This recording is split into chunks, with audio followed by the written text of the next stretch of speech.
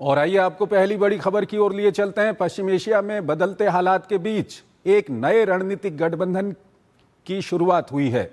Saudi अरब, तुर्की और पाकिस्तान के बीच एक त्रिपक्षीय रक्षा सहयोग हुआ है।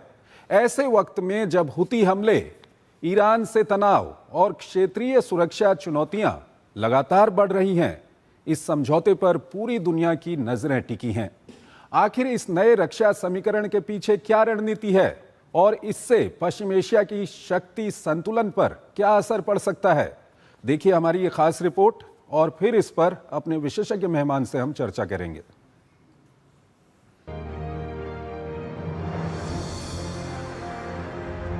पश्चिम एशिया की बदली परिस्थिति में बनते बिगड़ते समीकरणों के बीच परमाणु शक्ति, आर्थिक ताकत और रक्षा तकनीक के सहारे एक नए रक्षा सहयोग ने जन्म लिया है।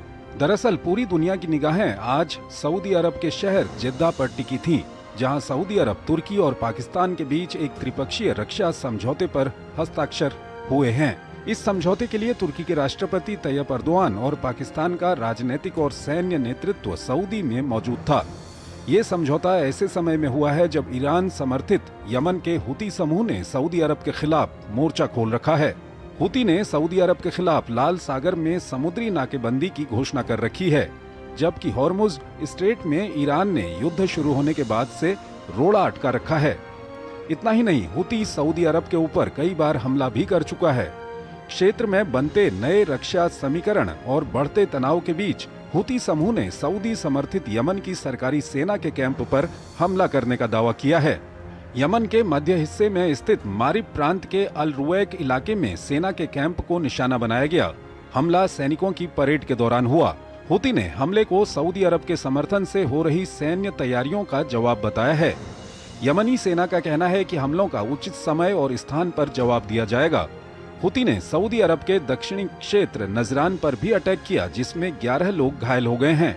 हुती के अचानक उग्र हो जाने को क्षेत्र में बन रहे त्रिपक्षीय रक्षा सहयोग से भी जोड़कर देखा जा रहा है।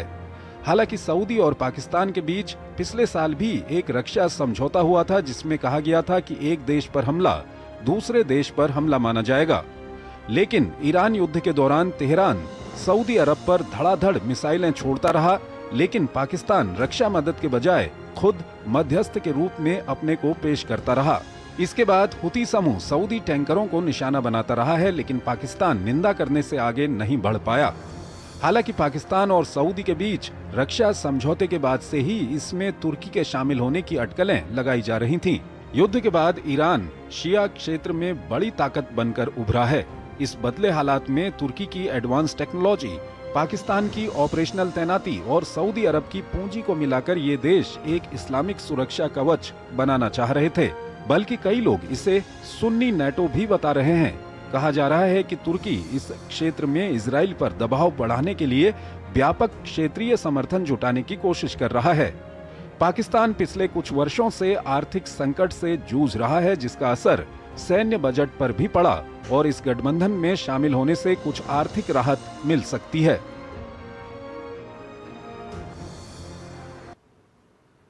और इस खबर पर ज्यादा बातचीत के लिए हमारे साथ जुड़ रहे हैं doctor Rajan Kumar, SIS JNU से हैं, विदेशी मामलों के जानकार हैं। डॉक्टर कुमार, बहुत बहुत स्वागत है आपका हमारे इस कार्यक्रम में। डॉक्टर कुमार, पहली प्रतिक्रिया आपकी क्या है जो ये तीन देशों के बीच एक समझौता हुआ है, जिसमें सऊदी अरब, पाकिस्तान और तुर्की के बीच ये समझौता हुआ है? देखिए, ये तीनों जो देश हैं एक तरह से काफ़ी करीबी देश हैं। टर्की आप जानते हैं कि किस ढंग से पाकिस्तान को सपोर्ट करता है, और अभी जो यहाँ पे जो एग्रीमेंट हुए हैं, जो अभी हालांकि ये टेंटेटिव है, अभी एग्जैक्टली हम नहीं जानते हैं कि किस ढंग की सामूहिक सुरक्षा, कलेक्टिव सिक्योरिटी की बात करेंगे। लेकिन सऊदी अरब को लगता है कि जो अभी जो माहौल है वहाँ पे सिया का माहौल काफ़ी ज़्यादा हो गया, ईरान काफ़ी मजबूत हो गया है, तो वैसे में इनको एक तरह से समझौते की ज़रूरत थी। आप जानते हैं पाकिस्तान के साथ उनका पहले था, और टर्की को शामिल करके ये एक तरह से समझौता किया है।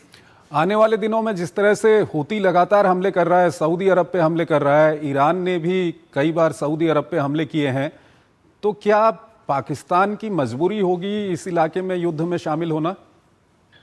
देखिए, मुझे लगता है कि ये सबसे जो अहम इसमें है, दो चीज़ को समझना यहाँ पे ज़रूरी है। एक तो कि टर्की चूँकि एक तरह से जो सुन्नी का जो एम्पायर है, जो एक तरह से ऑटोमन एम्पायर को रिवाइव करने की कोशिश हो रही है, तो यहाँ पे टर्की एक इम्पॉर्टेंट प्लेयर के रूप में अपने आप को प्रोजेक्ट करना चाहता है। जी। और सऊदी के साथ सबसे बड़ी दिक्कत यह है कि सऊदी बहुत ही, भले ही इकोनॉमिकली आपको लगे कि बहुत ही पावरफुल एक देश है, लेकिन ईरान के समक्ष में अगर सामरिक दृष्टिकोण से मैं बताऊं, तो उनको लगता है कि अमेरिका जिस ढंग से उनको प्रोटेक्शन दे पा रहा था, अभी के माहौल जो प्रोटेक्शन पहले दे पा रहा था, शायद भविष्य में वो दो देशों से नहीं बचा पाए। एक तो उसको सऊदी को डर है, सबसे बड़ा जो डर है अभी ईरान से डर है। दूसरा कि वहाँ पे दो और डर है, मैं बता दूं चंद्रशेखर जी। एक उनको यह भी डर है कि चूंकि जिस ढंग का उन्होंने पॉलिसी अपनाया था, जिस ढंग से अमेरिका का सपोर्ट करते हैं, वहाँ पे यह भी डर है कि वहाँ की खुद की जनता, जो सऊदी अरब की जनता है, वो उनके अगेंस्ट में हो सकता है। तो वैसे में उनको कैसे कंट्रोल किया जाए। और तीसरा कि मतलब यह भी लगता है कि ईरान और इसके अलावा ईरान एक है जो अपनी जनता है, तो वो है। तीसरा यह भी लगता है कि अमेरिका जिस ढंग से प्रोटेक्शन दे पा रहा था अभी तक, अभी पूरी सुरक्षा की गारंटी आप जानते हैं कि एक तरह से जो सऊदी हैं, कतर है, बहरीन है, जॉर्डन इत्यादि जो देश हैं, वहाँ पे सारी सुरक्षा वहाँ पे एक तरह से अमेरिका प्रोवाइड करने की कोशिश कर रहा था। लेकिन अब इनका भरोसा नहीं है। अभी आप देख रहे हैं कि अभी क्या बात हो रही है, वॉशिंगटन में क्या डिस्कशन हो रहा है। डिस्कशन ये हो रहा है कि वॉशिंगटन के पास अभी पेट्रियट मिसाइल नहीं है। उनके पास जो वेपन्स हैं उसकी काफ़ी कमी, एटैकम्स जो कि शॉर्ट टर्म मिसाइल होता है, उसके बाद बैलिस्टिक मिसाइल और जो पेट्रियट मिसाइल जो कि डिफेंस मिसाइल सिस्टम होता है, इसकी काफ़ी कमी हो गई है।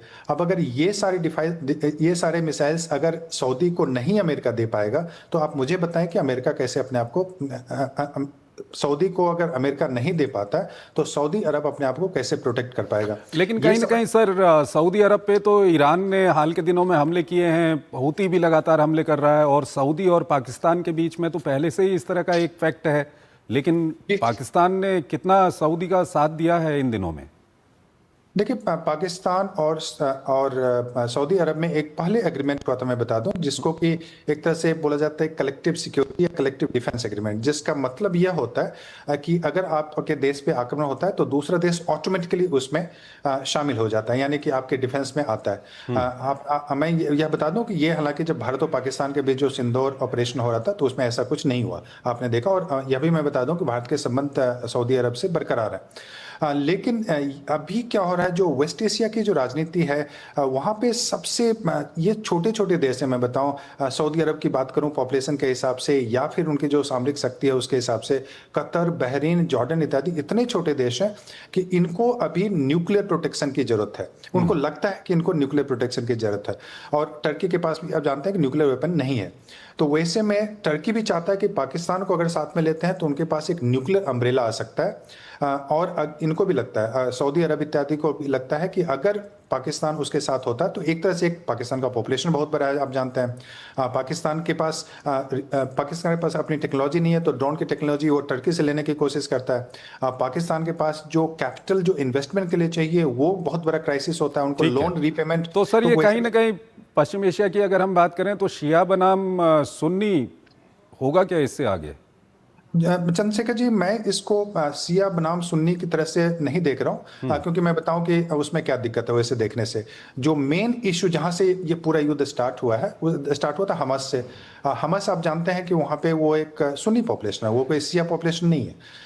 तो वहां से वार स्टार्ट होता है। आप उसके बाद जो हूती की बात कर रहे हैं, तो हूती और जो सऊदी अरब में जो जिस ढंग के झगड़े हो रहे हैं, तो उस बहुत ही कॉम्प्लेक्स इक्वेशन है। इसको केवल ईरान को सपोर्ट वहां पे बहुत सारे देश वहां पे कर रहे हैं जो कि सुन्नी है। उसके अलावा जो बहुत सारे अटैक्स हो रहे हैं, जैसे बहरीन, वहां बहुत सारा पॉपुलेशन शिया का, वहां पे भी ईरान ने अटैक किया है। तो बहुत ही कॉम्प्लेक्स है। इसको शिया सुन्नी नहीं देख के, इसको अगर अंतर्राष्ट्रीय राजनीति के परिप्रेक्ष्य में, रीजनल सिक्योरिटी के परिप्रेक्ष्य में देखेंगे, मुझे लगता है तो ज्यादा सर, अंतिम सवाल है, ये काफी एक गंभीर सवाल भी है, क्योंकि पाकिस्तान भारत का पड़ोसी है, और इस तरह का अगर कोई फैक्ट होता है तो भारत के नजरिए से कैसे इसको देखना चाहिए? देखिए, जब कोल्ड वॉर का समय था, मैं चंद्रशेखर जी बता दूं, शीत युद्ध का जो समय था, तो ये सारे देश आपके विरोध में थे। मैं बता दूं, पाकिस्तान भी अमेरिका का हिस्सा था, सऊदी अरब भी अमेरिका के साथ उसके अच्छे संबंध थे, और टर्की तो नाटो का मेंबर ही है। तो इसलिए आप ये मान के चलें कि ये कोई नई चीज भारत के लिए नहीं है कि हम ऐसे सिचुएशन को हम पहले डील कर चुके हैं। और पहले 1990s की बात करूं, उसकी तुलना में भारत बहुत शक्तिशाली है। भारत अभी, आप ये मैं बता दूं चंद्रशेखर जी, मैं इसलिए नहीं बोल रहा हूं कि मैं भारतीय हूं, सच्चाई यह है कि अभी कोई भी अंतर्राष्ट्रीय समस्या जो है वो भारत के बिना सॉल्व नहीं हो रहा है। आपको क्यों लगता है कि मैं रूस यूक्रेन का युद्ध में कोई भी जो नेगोशिएशन है वो नहीं हो पा रहा है? उसका सबसे बड़ा प्रमुख कारण है कि भारत चीन जैसे देश उसमें सीधा शामिल नहीं हो रहा है। उनको लगता है कि तुम अपने झगड़े को निपटाओ, हम उसमें नहीं पड़ने वाला है। तो ईरान के साथ भी अगर मान लीजिए ये सारे देश जो ग्लोबल साउथ के जो पावरफुल कंट्री हैं, वो जब तक शामिल नहीं होंगे, तो पाकिस्तान की नहीं उतनी क्षमता है कि वो इस ढंग के को नेगोशिएशन को वो आगे बढ़ा पाए। पाकिस्तान की क्रेडिबिलिटी नहीं है। ठीक है। टर्की इंपॉर्टेंट कंट्री, लेकिन उसकी भी उतनी क्रेडिबिलिटी नहीं। तो कहने का मतलब कि इन सारी जो अलायंस है उससे घबराने की बात बिल्कुल भी नहीं है। हमें अपने जो डायनेमिक्स है उसको इंप्रूव करने की जरूरत है। और मैं यह भी बता दूं कि वेस्ट एशिया के जो देश है हमारे लिए बहुत अहम है, उन सारे देशों से हमें संबंध भी अच्छे रखने की जरूरत है, ईरान से भी। ठीक है, आप हमारे साथ बने रहिएगा।